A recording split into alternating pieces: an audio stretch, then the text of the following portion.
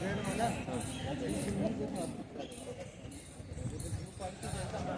गया करो।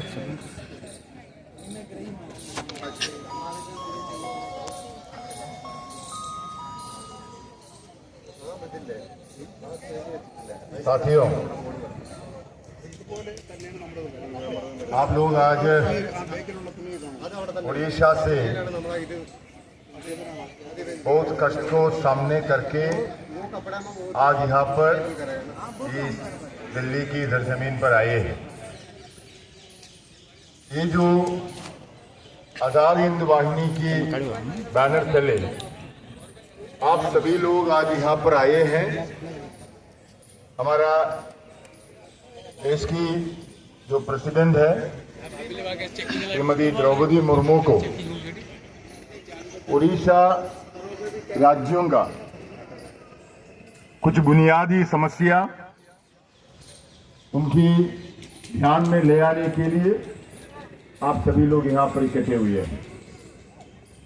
नेताजी सुभाष चंद्र बोस की party all India forward block की तरफ से हम आप सभी लोगों को संग्रामी अभिनंदन पेश करते हैं और जय हिंद भी पेश करते हैं। लोगों को यहाँ पर इकट्ठा करके करीब 30-40 घंटा यात्रा करके आप सभी लोगों को यहाँ पर ले आने के लिए जो विगत 2 महीने से आजाद हिंद वाहिनी का जो चेयरमैन है हमारा युवा साथी ज्योति रंजन महापात्रा जी जो कदम उठाए हैं, इसलिए हम मेरा व्यक्तिगत रूप से और नेताजी सुभाष चंद्र बोस द्वारा स्थापित party all India forward block की तरफ से कॉमरेड ज्योति रंजन महापात्रा और उनका जो समस्त टीम है उस सभी टीम को और आजाद हिंद वाहिनी की जुझारू जो साथियां हैं इन सभी को हम हमारे तरफ से सैल्यूट करते हैं और अभिनंदन भी पेश करते हैं।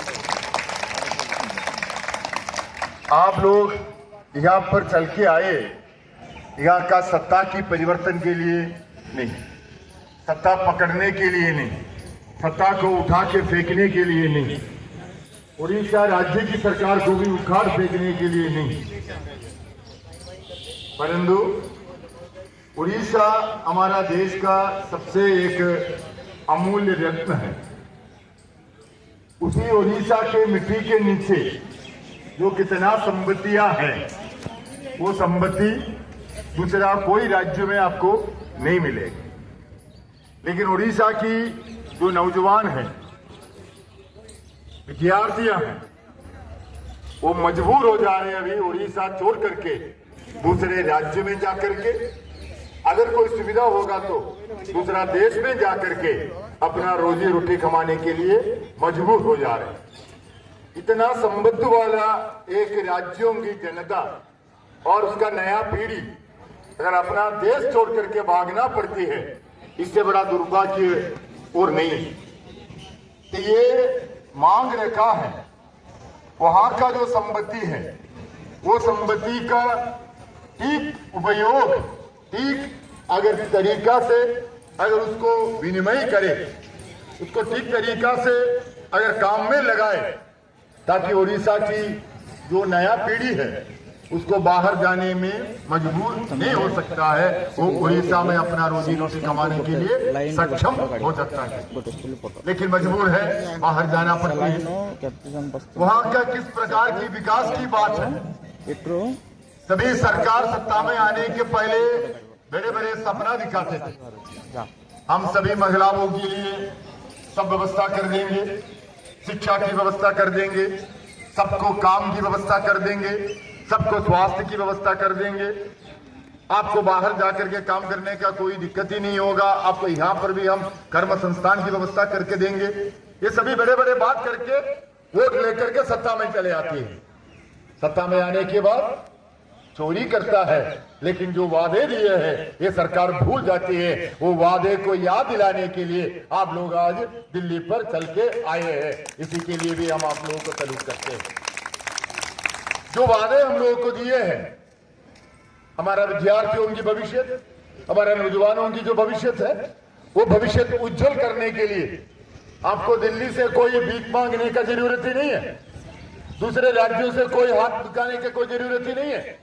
वहां का जो संपत्ति है, वहां से जो संपत्ति मिलते हैं, वहां से जो रेवेन्यू जनरेट होता है, उसी रेवेन्यू से वो राज्य बहुत अच्छी तरीका से हिंदुस्तान की सबसे नंबर 1 राज्य बना सकते हैं उड़ीसा। लेकिन सरकार की बिना प्लानिंग की वजह से आज उड़ीसा सबसे नीचे चले गए हैं। ज्यादातर आदिवासी लोगों की इलाका भी है उड़ीसा में। यहाँ पर साथी बता रहे थे, मलकनगिरी से लेकर के बालासोर तक, हमारे बंगाल की बॉर्डर तक किस प्रकार के लोग रहते हैं। और उड़ीसा की लोग हर समय कोई ना कोई एक प्रकृति का जो दुरंत को सामना भी करना पड़ती है। कभी आंधी आ जाती है, कभी साइक्लोन आ जाती है, कभी बाढ़ आ जाती है, कभी सूखा आ जाती है।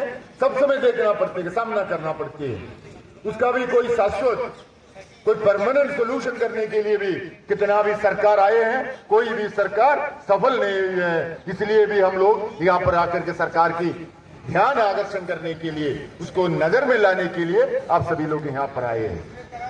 हमने देख रहे थे जो डिमांड रखा है, उड़ीसा ऐसा एक राज्य है, आप दिल्ली से चलकर कलकत्ता जाएगा और दिल्ली से चलकर आप साउथ के तरफ जाएगा, केरला, तमिलनाडु, आंध्रा, कर्नाटका सब जाएगा।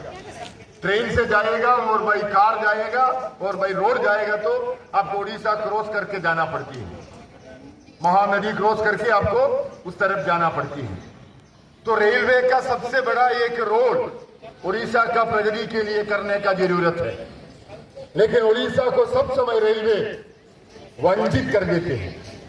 किस प्रकार की रेलवे डेवलपमेंट उड़ीसा राज्य में करना चाहिए था रेलवे को, वो नहीं कर पा रहा। उल्टा वहां पर एक डिवीजन था, उसको भी डिवाइड कर दिया। आंध्रा में तो 3 डिवीजन है, उसके बाद भी यहां पर भी 3 डिवीजन नाम पर रखने के बाद उसको फिर दोबारा बंटवारा करके जो प्रगति होने का था, कुछ लोगों का नौकरी मिलने का, छोटा मोटा फैक्ट्री शुरू करने का, एक्सिलरी फैक्ट्रीज कहते हैं। कोई भी एक बड़ा कारखाना आपका कोई भी जगह पर अगर आ जाएगा तो उसी के लिए सामान बनाने के लिए छोटा मोटा कारखाना भी हो जाती है। वो छोटा मोटा कारखाना में बहुत सारे लोग काम कर सकती हैं।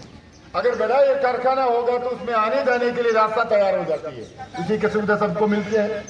अगर बड़े कारखाना एक हो गया तो वहां का गाड़ी, टैक्सी बस चलेगा, होटल की बिजनेस हो जाएगा, रेस्टोरेंट की बिजनेस हो जाएगा, तो आम जनता को, लोकल जनता को उसका भी सुविधा हो जाती है। लेकिन अभी क्या कर दिया, वहां का आपका जो डिवीजन है रेलवे का, वो भी बंटवारा करके उसका भी फायदा बाद में आंध्र प्रदेश को दे दिया है। तो आप लोगों ने जो डिमांड रखा है, जो नया डिवीजन का जो है, और डिवीजन करने के बाद जो आपने जो डिवाइड भी किया है, उसको दोबारा आपको एक साथ लाना है और रेलवे के डेवलपमेंट के माध्यम से भी नौजवान लोगों को, जो शिक्षित लोग हैं, पढ़े लिखे लोग हैं, उनको भी एक काम की सुविधा प्रदान करे, लोकल एरिया डेवलपमेंट उसके माध्यम से तैयार हो जाए। ये मांग लेकर के भी आप लोग यहाँ पर आए हैं। और ये भी बात आप लोगों ने रखा है, ये जो महानदी का जो पानी है, वो पानी उड़ीसा की जीव रक्त है, मतलब लाइफ जो ब्लड है। वो महानदी का जो पानी किस तरफ चले जाती है, तो छत्तीसगढ़ की तरफ जाती है। उन्होंने वहां पर बैरेज बना के रख देती है। तो अगर पानी नहीं आएगा तो एक जगह की खेती नहीं होगा, खेती नहीं कर पाएगा तो किसान क्या करेंगे। अगर अपना उत्पादन नहीं होगा तो आपका रेवेन्यू जनरेशन भी नहीं होगा। कोई भी खेती होगा तो खेती रिलेटेड इंडस्ट्री भी हो जाती है, एग्रीकल्चर रिलेटेड इंडस्ट्री उद्योग बन जाती है, तो तभी वहां पर भी काम की व्यवस्था हो सकती है।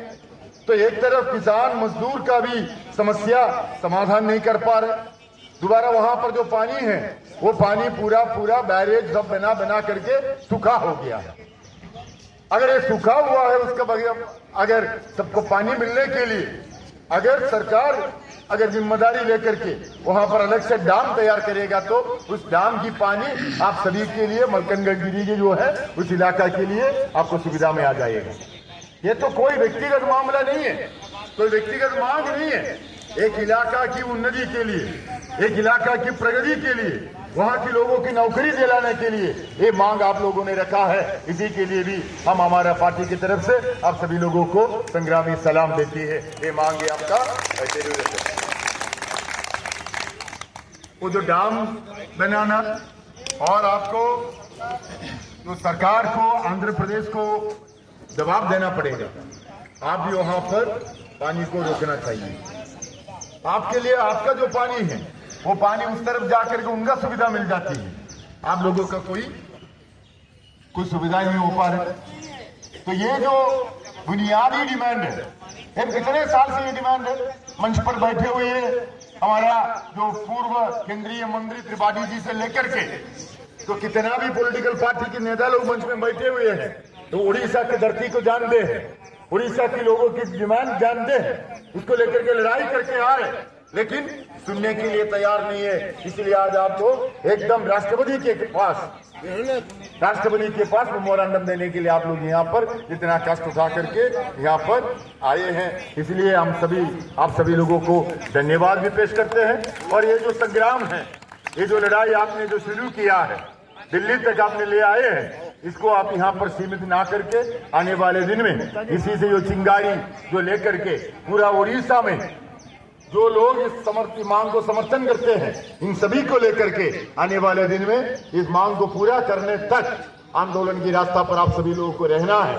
इसी के लिए जो भी कदम नेताजी सुभाष चंद्र बोस द्वारा स्थापित पार्टी फॉरवर्ड ब्लॉक को करना है, हम करेंगे। ये वादा देने के लिए भी हम आप सभी लोगों के सामने आज खड़े हैं। Thank you very much. जय हिंद, जय हिंद, जय हिंद।